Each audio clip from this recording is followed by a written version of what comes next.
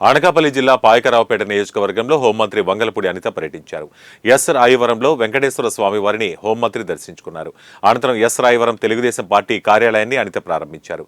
అనంతరం ఎస్ రాయవరం జిల్లా పరిషత్ ఉన్నత పాఠశాల తల్లిదండ్రుల ఉపాధ్యాయుల ఆత్మీయ సమావేశంలో మంత్రి అనిత పాల్గొన్నారు.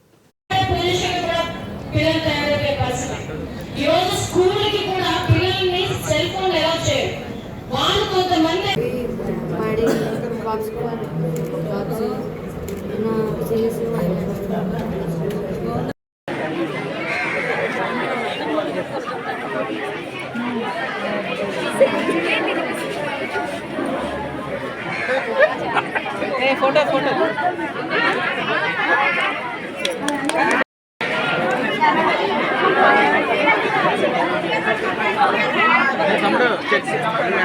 నైతిక భావంతో ఉపాధ్యాయులకు సహకరిస్తారని నిరంతరం పాల్గొని నైతిక భావంతో ఎందుకంటే నేను ఒక టీచర్ నుంచి ఈ రోజు ఈ స్థాయికి రావడం జరిగింది. ఇందాకే మన టీచర్స్ అందరూ చెప్పారు ఇన్స్పిరేషన్ అని. ఇన్స్పిరేషన్ గా తీసుకున్న వాళ్ళు చాలా మంది ఉంటారు.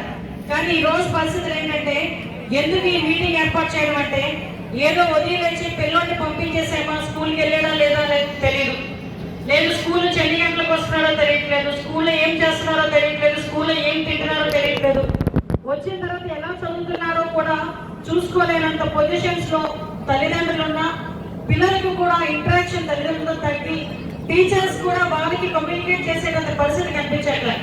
ఎందుకంటే ఇంతకు ముందు కంపల్సరీ ఒక ప్రోగ్రెస్ రిపోర్ట్ అని, ఆ రిపోర్ట్ ఇంటికి తీసుకెళ్తే పేరెంట్స్ సంతకం పెట్టించాలంటే అమ్మకి ఇస్తే ఆ ప్రోగ్రెస్ కార్డ్ ఎక్కడ మార్కులు తక్కువ వచ్చి తందదేమో అని భయపడిపోయి కొంతమంది పిల్లలు వాళ్ళ సిగ్నేచర్లు వాళ్ళే చేసేసి తీసుకొచ్చి స్కూల్ తీసుకొచ్చే సందర్భాలు కూడా ఉన్నాయి.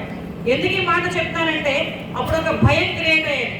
ఎంత భయం క్రియేట్ అయ్యిందంటే మా ఇంట్లో నేను చదువుకు సంబంధించి నా ప్రోగ్రెస్ రిపోర్ట్ మా అమ్మ వాళ్ళు చూస్తే మార్కులు తక్కువ వస్తే మా అమ్మ కొడతాదేమో, మా నాన్న తిడతారేమో, వరదలుగా నాకు కొత్త బట్టలు కొనివ్వలేమో, నన్ను ఎక్కడికి పంపించలేమో నా భయం పిల్లల్లోనే ఉండేది. కానీ ఈ మధ్య కాలంలో పరిస్థితులు ఏమైపోయినాయి అంటే పిల్లలకి టీచర్స్ కి మధ్యలో కరుణాభావ సంబంధం ఉండాలి. ఇంట్లో పిల్లలు ఎలా ఉండాలి? ఇప్పుడు పిల్లలు ఎవరైనా ఒక డల్ గా ఉన్నాడు అనుకోండి, టీచర్ కనిపిస్తుంది డల్ గా ఉన్నది ఎందుకు అని.